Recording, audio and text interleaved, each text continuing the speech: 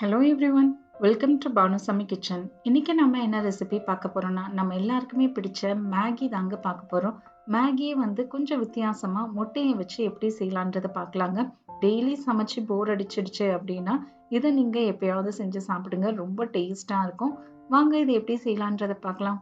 வீடியோக்குள்ள போறதுக்கு முன்னாடி மறக்காம சப்ஸ்கிரைப் பண்ணுங்க அண்ட் பெல் ஐகானை கிளிக் பண்ணுங்க. ஃபர்ஸ்ட் ஒரு கடாய் எடுத்துக்கோங்க. இதில் 3 டேபிள் ஸ்பூன் அளவுக்கு எண்ணெய் நல்லா சூடானதுக்கு அப்புறம் 3 பல் பூண்டை சின்ன சின்னதாக நறுக்கி சேர்த்துக்கோங்க. 30 செகண்ட் மிதமான சூட்லேயே இதை வதக்கிக்கோங்க. பூண்டு லைட் பிங்க் கலர்ல ஆகுற அளவுக்கு வதக்கிக்கோங்க.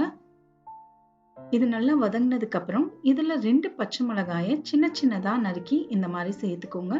சேர்த்துட்டு அந்த பச்சை மிளகாயையும் 30 செகண்ட் அந்த எண்ணெயிலேயே நல்லா வதக்கிக்கோங்க. அப்போதான் அந்த பூண்டுடைய வாசனை எல்லாமே எண்ணெயில நல்லா இறங்கும். இதுக்கப்புறம் ஒரு மீடியம் சைஸ் வெங்காயத்தை பொடிசா நறுக்கி சேர்த்துக்கோங்க. நான் இங்க 4 பேருக்கு மேகி செய்யறேங்க. 4 பேக்கெட் மேகி எடுத்திருக்கேன். அதனால ஒரு பெரிய சைஸ் வெங்காயம் இல்லைன்னா மீடியம் சைஸ் வெங்காயத்தை பொடிசா நறுக்கி இந்த மாதிரி சேர்த்துட்டு 1 நிமிஷம் நல்லா மிதமான சூட்லயே வதக்கிக்கோங்க. வெங்காயம் நமக்கு பொன்னிறமா ஆகணும்னு அவசியம் இல்லைங்க. ஒரு லைட் பிங்க் கலர்ல வந்தாலே போதும், ரொம்ப வதக்கணும்னு அவசியம் இல்லை. பாருங்க, இந்த அளவுக்கு வதக்குனதுக்கு அப்புறம் இதுல நாம ஒரு மீடியம் சைஸ் தக்காளியும் 2 கேரட்டை சின்ன சின்னதா நறுக்கி சேர்த்திருக்கீங்க. நீங்க எந்த வெஜிடபிள் வேணாலும் சேர்க்கலாங்க. பீன்ஸ் சேர்க்கலாம், பட்டாணி சேர்க்கலாம், இல்லைன்னா குடமிளகா சேர்க்கலாம். நான் இங்க கேரட்டும் ஒரு தக்காளியும் சேர்த்திருக்கேன். இதை நல்லா வதக்கிக்கோங்க. ஹை ஃப்ளேம்லயே வச்சு 1 நிமிஷம் நல்லா வதக்கிக்கோங்க. சப்போஸ் காய்கறி இல்லைன்னா விட்டுருங்க, வெறும் தக்காளியை மட்டும் கூட சேர்த்து செய்யலாங்க. இந்த அளவுக்கு வதங்கினதுக்கு அப்புறம் இது எல்லாத்தையும் கொஞ்சம் ஓரமா வச்சுட்டு இதுல நாம 3 முட்டையை அடிச்சு சேர்க்க போறோங்க. நான் இங்க 4 பேருக்கு செய்யறேன், அதுக்கான மெஷர்மெண்ட் இது. நீங்க 2 பேருக்கு செய்றீங்கன்னா இந்த ரெசிபியை பாதி ஆக்கிட்டு செய்யுங்க. முட்டையை சேர்த்துட்டு நல்லா இந்த மாதிரி அந்த எண்ணெயிலே கலந்து விட்டுட்டே இருங்க. இந்த மாதிரி கலந்துக்கிட்டே இருங்க. அப்போதான் முட்டை ஃபுல்லா நமக்கு குக் ஆகி வரும். பாருங்க, கொஞ்சம் கொஞ்சமா குக் ஆகிட்டே வருது. நல்லா குக் ஆயிடுச்சு. இப்போ நம்ம ஓரமா வச்சிருந்த இந்த காய் எல்லாத்தையும் இதுல சேர்த்துட்டு 1 நிமிஷம் நல்லா வதக்கிக்கோங்க. ரொம்ப ஈஸியான ரெசிபிங்க இது. டெய்லி நம்ம ஒரே மாதிரி மேகி சாப்பிட்றதுக்கு பதிலாக இந்த மாதிரி நம்ம செஞ்சு சாப்பிடலாம், ரொம்ப டேஸ்டா இருக்கும்.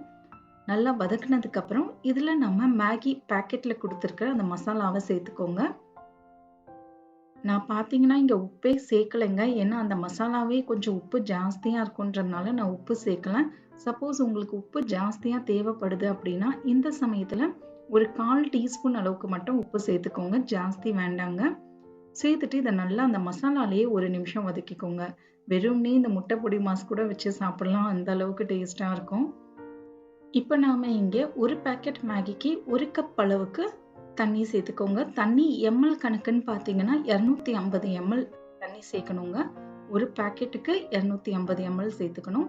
நான் இங்கே 4 பேக்கெட் எடுத்திருக்கேன், அதனால 4 கப்பு சேர்த்திருக்கேன்.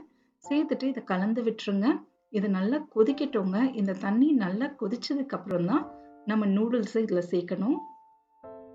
இப்போ பார்த்தீங்கன்னா தண்ணி நல்லா தளன்னு கொதிச்சுட்டு இருக்கு. இந்த சமயத்தில் நம்ம நூடுல்ஸை இதை 2ஆ உடைச்சி சேர்த்துக்கோங்க. முழுசா அப்படியே சேர்க்காதீங்க, 2ஆ உடைச்சி இதில் சேர்த்துக்கோங்க.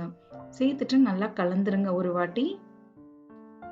உங்களுக்கு ஜூஸியா சூப்பியா நூடுல்ஸ் வேணும் அப்படின்னா நீங்க இன்னும் 1 கப்பு கூட சேர்த்துக்கலாங்க. எனக்கு இது கரெக்டா இருக்கும், வெறையா வரும். இப்போ மூடியை போட்டு லோ ஃப்ளேம்ல 5 நிமிஷம் அப்படியே வச்சிருங்க. 5 நிமிஷத்துல நடுவுல கிளறி விடுங்க. பாருங்க, 5 நிமிஷத்துக்கு அப்புறம் நூடுல்ஸ்ல எல்லாம் தண்ணியும் உறிஞ்சிடுச்சு. கொஞ்சம் தண்ணி தான் இருக்கு. இந்த மாதிரி கன்சிஸ்டன்சி எங்களுக்கு பிடிக்கும், அதனால இதுலயே நான் இறக்கிட்டேன். இன்னும் கொஞ்சம் உங்களுக்கு வெறையா வேணும்னா 2 நிமிஷம் அப்படியே வச்சிருங்க அடுப்புல. ஆனா இது ஆறின பிறகு திக்காயிடுங்க. பாருங்க, நமக்கு சூப்பரான முட்டை மேகி ரெடி ஆயாச்சு. நம்ம குழந்தைங்களுக்கு இது கண்டிப்பா பிடிக்குங்க. ஏன்னா மேகி பிடிக்காதவங்க யாரும் இருக்க மாட்டாங்க. ஸோ இதை எப்பயாவது செஞ்சு கொடுங்க, அவங்களும் விரும்பி சாப்பிடுவாங்க. ட்ரை பண்ணி பாருங்க, எப்படி வந்ததுன்றதை எனக்கு கமெண்ட்ஸ்ல சொல்லுங்க. மறக்காம சப்ஸ்கிரைப் பண்ணுங்க அண்ட் பெல் ஐக்கானை கிளிக் பண்ணுங்க. இன்னொரு வீடியோல உங்களை நான் பார்க்குறேன். Thank you for watching.